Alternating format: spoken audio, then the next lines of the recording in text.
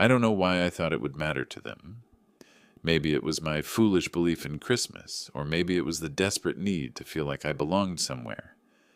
But I spent weeks planning that evening. My boss and the whole team were supposed to come. I told myself it was my chance to prove I wasn't just the quiet guy in the office, the one they barely noticed when they walked past my desk.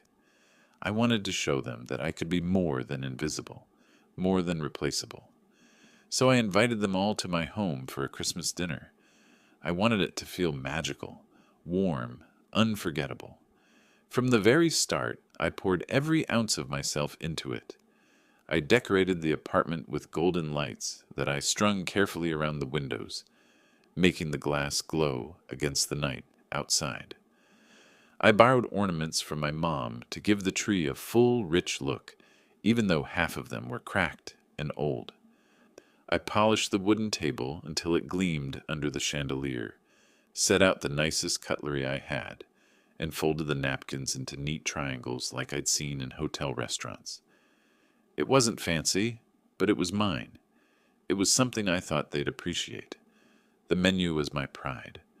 I spent almost my entire paycheck on ingredients: a roasted turkey, its skin brushed with butter, and herbs until it turned golden brown, mashed potatoes whipped with garlic and cream, cranberry sauce, freshly made, not the cheap canned stuff.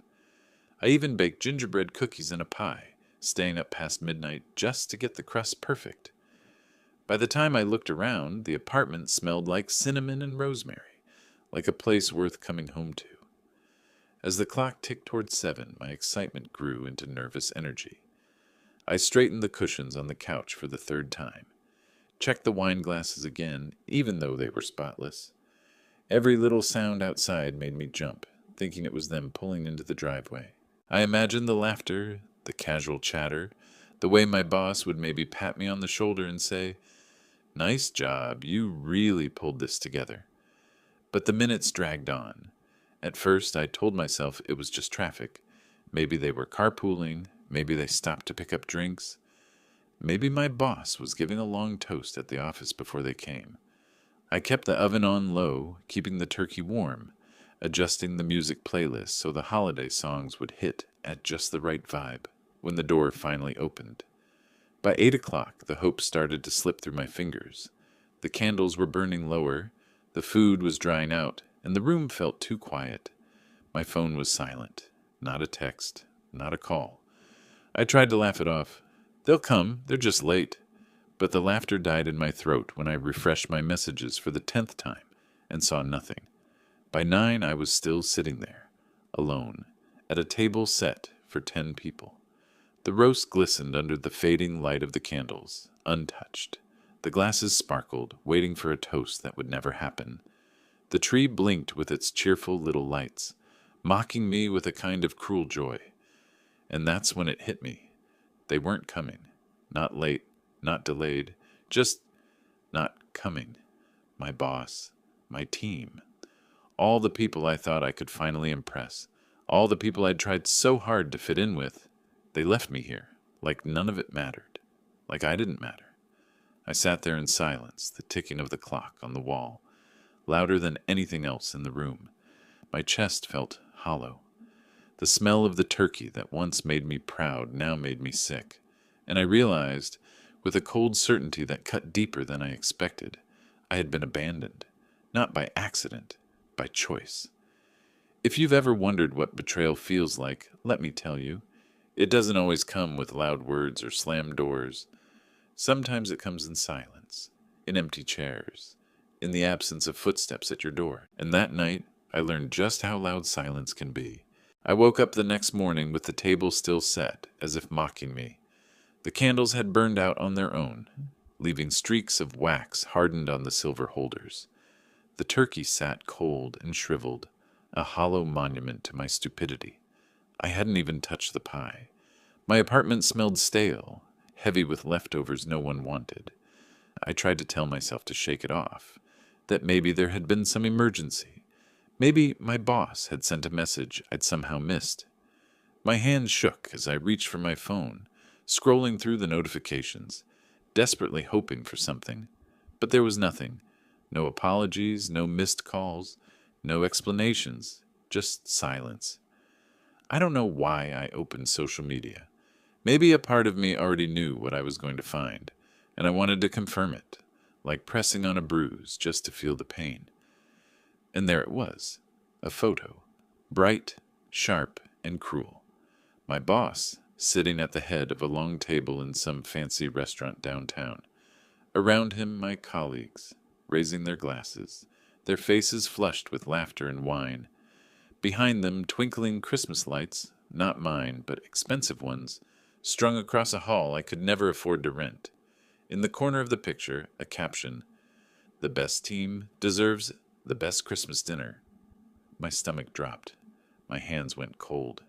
I zoomed in, searching their faces, hoping maybe it wasn't all of them. But no, every single one of them was there. Even the quiet intern, the one I thought might at least feel as invisible as I did. They were all there, without me. Then I noticed the comments. "Looks like an amazing night. Lucky team. Wish I worked there. What a boss." And the one that shattered me completely. "Ha ha ha. Glad you guys didn't end up at that awkward little party someone was bragging about. Dodged a bullet." I froze. My chest felt like it had been punched. The words blurred on the screen, but they cut deep. Someone at that table had told the story. My story. About the invitation, about me decorating, cooking, setting a table for 10.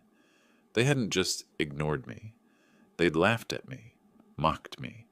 It was supposed to be my chance to belong, and instead I'd become the joke. For hours I just sat there, staring at the photo, replaying it over and over in my head. Their smiles, their raised glasses, my boss's hand on someone's shoulder, the kind of warm gesture I'd been starving for. And all I had was a cold apartment filled with untouched food and a tree that suddenly looked pathetic in the corner. That night I couldn't eat, couldn't sleep. Every sound in the building seemed louder than usual. Every creak in the pipes or hum of the heater cutting through the quiet. I lay in bed staring at the ceiling, my mind replaying the same thought. They abandoned me because I didn't matter. They abandoned me because I was nothing to them. And yet, beneath the grief, beneath the humiliation, something else began to stir. A heat, a tightness in my chest that wasn't sadness anymore. It was anger, pure, sharp, unshakable anger. I had been kind. I had been generous. I had poured my soul into that night, believing they would see me as part of them. And instead, they treated me like I was disposable, like I was invisible, like I was a joke. But I wasn't laughing. And something inside me whispered that one day soon, neither would they.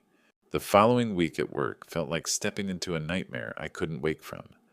I walked into the office Monday morning with my head down, pretending to check emails on my phone just to avoid the eyes I could feel burning into me. Conversations hushed when I passed. A few people snickered, and one of them didn't even bother lowering their voice when they said, "Guess he's not much of a host after all." I wanted to disappear, to melt into the beige walls of that office and never be seen again. But as the day dragged on, I realized something. They weren't even trying to hide it.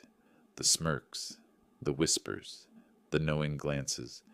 They didn't respect me before, but now they pitied me. Worse, they enjoyed it. I had become their entertainment. That was the day something broke inside me. Or maybe something finally woke up. By lunchtime, I sat alone at my desk, staring at the blinking cursor on an empty document, while their laughter echoed across the break room. My chest tightened, not with humiliation this time, but with something darker. Rage, the kind that simmers low and quiet until it's ready to consume everything around it. And that's when I started paying attention. Really paying attention. I noticed how my boss, the man who had stood in that photo, like a king among his loyal subjects, never actually read his own reports. He relied on others, on people like me, to polish his mistakes before they went to the clients. I noticed how he laughed too loudly with the board members in meetings, masking the fact that he didn't understand the numbers he was presenting. I noticed how often he'd take credit for ideas he barely grasped, always ready to pat himself on the back while others stayed silent. The more I watched, the clearer it became. They weren't invincible. They weren't untouchable. They were sloppy, careless, arrogant, and in their arrogance they had underestimated me. They thought I was nothing, invisible. But invisible people see everything. I began keeping notes. At first it was small things, typos in presentations, discrepancies in invoices, meetings he skipped but later lied about attending. But soon patterns emerged, patterns of negligence, patterns that could ruin reputations if the wrong person saw them. And that's when the thought hit me. Maybe I didn't need their approval. Maybe I didn't need to sit at their table, laughing at jokes that weren't funny, pretending to belong. Maybe what I needed was something else. Revenge. It scared me, how natural that word felt in my head, how comforting. But after everything they'd done, it didn't feel wrong. It felt inevitable. I didn't tell anyone. Not my family. Not the one friend I occasionally grabbed a beer with on Fridays. I let them all keep thinking I was broken, humiliated, licking my wounds in silence, because the quieter I seemed, the safer I was. And the safer I was, the more they would never see it coming. Every night when I got home, I opened my laptop and added to my collection emails saved, copies of contracts, screenshots of conversations that hinted at things my boss wouldn't want out in the open. I dug into the financials I had access to, the expense reports I was sometimes asked to file. And what I found was gold. Company money funneled into personal trips, dinners that weren't for clients but for mistresses, bonuses skimmed from project budgets and justified with fake receipts.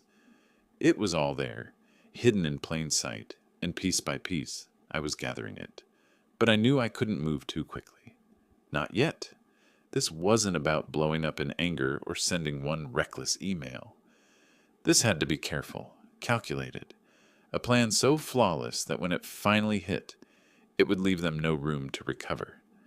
I sat at my table one night, the same table where I had once sat alone with untouched food, and I looked at the empty plates and glasses that had never been used. Back then they'd mocked me, but now, staring at those same plates, I realized something. They hadn't come to my table, so I was going to flip theirs, and this time I wouldn't be the one left hungry. At work, nothing seemed different. I still sat at the same desk, still typed the same reports, still nodded along during meetings like I always had. To them, I was background noise, a piece of office furniture they barely noticed. But inside, I was no longer the same man who once begged for their approval. I had become something else. I was a shadow, a ghost in their blind spot. And every day I watched, listened, and waited. The more I paid attention, the more their cracks widened. My boss, the man everyone praised as a visionary, was drowning in incompetence. He spent more time on golf trips than in the office. He signed off on projects without reading them. He left everything important to the very people he belittled. And my coworkers, those smiling faces in that Christmas photo, were just as complicit. They laughed with him, covered for him, rode the wave of his arrogance because it was easier than standing alone. But I wasn't laughing anymore. I started keeping a second phone. Nothing fancy, just a cheap burner with a decent camera. Every time he bragged about cutting corners on safety measures, I recorded it. Every time he joked about how creative accounting paid for his luxury weekends, I wrote it down. I even saved copies of his emails where he accidentally sent confidential information to the wrong people, just so he could cover his tracks later. Day by day, my archive grew. What had started as a trickle became a flood. Screenshots, receipts, voicemails, photos of contracts he signed without reading. I wasn't just collecting evidence. I was building a weapon. But it wasn't enough just to gather information. I had to understand him, study him, know his weaknesses the way a hunter knows the patterns of its prey. And I did. I noticed how he grew paranoid whenever the board asked too many questions, how he stammered when someone mentioned compliance audits, how he relied on his assistant to fix things before they reached upper management. He wasn't strong. He was fragile, brittle, one push away from collapse, and I was going to be that push. At night, my apartment no longer felt empty. The table that had once mocked me now became my command center. Papers spread out like maps, notes written in small, tight handwriting, strings of connections that made patterns where before there had been chaos. The same lights that once blinked over my Christmas tree now flickered on my laptop, reflecting in my tired eyes as I pieced it all together. But with every step forward, the tension inside me grew. I was terrified, not of being caught, but of what I was becoming. I had always been quiet, compliant, invisible. Now I was deliberate, calculated, dangerous, and part of me loved it. One night, as I stared at the files I'd collected, I caught my reflection in the dark window. My own eyes startled me. They didn't look like the eyes of the man who once begged his boss to notice him. They looked cold, focused, like the eyes of someone who had already decided there was no turning back. And maybe that was the truth. Maybe there really wasn't any way back anymore. Because the longer I watched them laugh at meetings, the more I heard my boss's smug jokes echo in my ears, the more one thought burned in my mind. They had mocked me. They had humiliated me. They had left me alone on Christmas night like I was worth nothing. But soon, very soon, they would see. They would see what happens when you treat a man like he's invisible. And then he finally decides to show you exactly how much power silence holds. It started with a single email. Just one. I didn't send it to the board, not yet.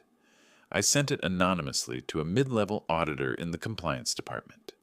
Someone small enough that no one paid attention to him, but sharp enough to notice a pattern when it was handed to him on a silver platter. In that email, I attached 3 carefully selected documents: a forged expense report, a business dinner receipt that was actually a weekend trip with my boss's mistress, and an invoice with numbers that didn't add up. Within hours, I knew it had worked. I walked past my boss's office that afternoon and saw him on the phone. His face flushed red, his fist clenched around the receiver. He was pacing, voice raised, trying to laugh it off, but failing miserably. My coworkers glanced at each other, whispering. They smelled the blood in the water, even if they didn't understand yet where it came from. But that was just the beginning. Over the next 2 weeks, I dripped information like poison. Not too much at once, just enough to raise suspicion, just enough to make the cracks widen. An altered contract here, a missing signature there, each piece linked to the next. Subtle but undeniable.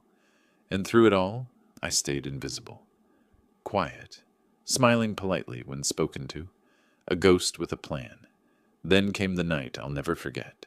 The company's annual New Year Gala. Everyone dressed in their best suits and gowns, champagne glasses clinking under the crystal chandeliers.